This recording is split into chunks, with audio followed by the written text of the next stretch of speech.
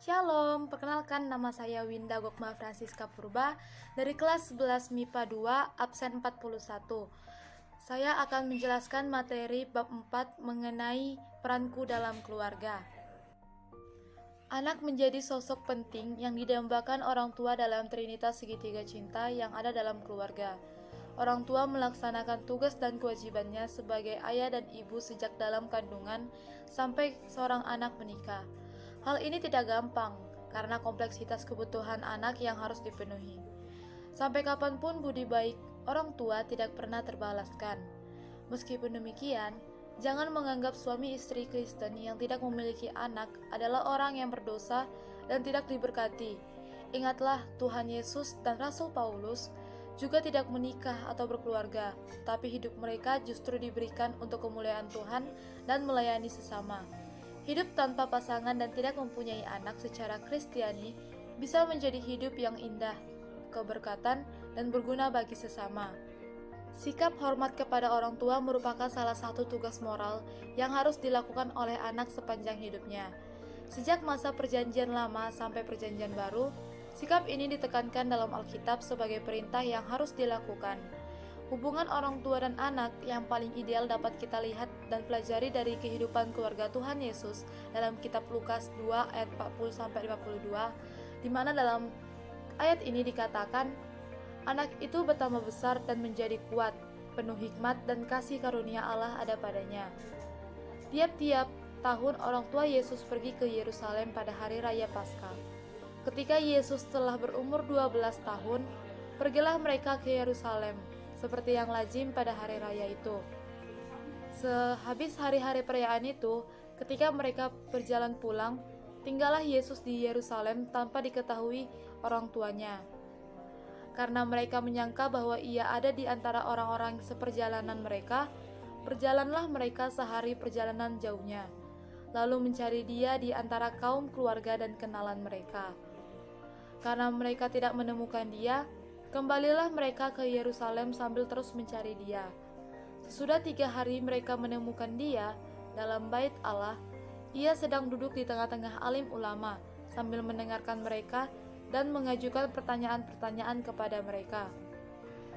Dan semua orang yang mendengar dia sangat heran akan kecerdasannya dan segala jawab yang diberikannya. Dan ketika orang tuanya melihat dia, tercenganglah mereka. Lalu kata ibunya kepadanya, "Nak, mengapakah engkau berbuat demikian terhadap kami? Bapamu dan aku dengan cemas mencari engkau." Jawabnya kepada mereka, "Mengapa kamu mencari aku? Tidakkah kamu tahu bahwa aku harus berada dalam rumah Bapakku?" Tetapi mereka tidak mengerti apa yang dikatakannya kepada mereka. Lalu ia pulang bersama-sama mereka ke Nazaret, dan ia tetap hidup dalam asuhan mereka. Dan ibunya menyimpan semua perkara itu dalam hatinya. Dan Yesus makin bertambah besar dan bertambah hikmatnya dan besarnya, dan makin dikasihi oleh Allah dan manusia. Selain orang tua, anak juga berperan penting dalam keluarga. Anak berperan dan bertanggung jawab untuk kebahagiaan dan sukacita keluarga. Dalam Keluaran 20 ayat 12 dikatakan, "Hormatilah ayah dan ibumu, supaya lanjut umurmu di tanah yang diberikan Tuhan Allah kepadamu." Ayat ini mengandung makna yang dalam untuk kehidupan seorang anak. Kata menghormati berasal dari kata kabab, yang artinya mengakui kewibawaan atau menghargai setinggi-tingginya. Jadi seorang anak berkewajiban untuk menghormati orang tua, dan menghormatinya harus di dalam kasih. Menghormati orang tua bukan karena takut kepada orang tua, melainkan karena mengakui otoritas orang tua atas hidup seorang anak. Dalam Kolose 3 ayat 20 juga dikatakan, "Hai anak-anak, taatilah orang tuamu dalam segala hal, karena itulah yang indah di dalam Tuhan." Ayat ini berkata bahwa anak harus menaati orang tua dalam segala hal. Ketaatan kepada orang tua adalah bentuk penghormatan anak, tetapi ketaatan kepada orang tua tidak boleh melebihi ketaatan kita kepada Allah.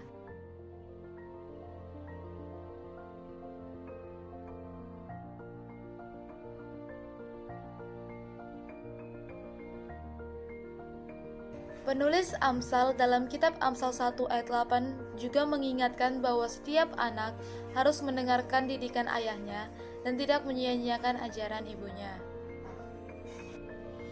Demikian penjelasan mengenai bab 4 peranku dalam keluarga. Terima kasih.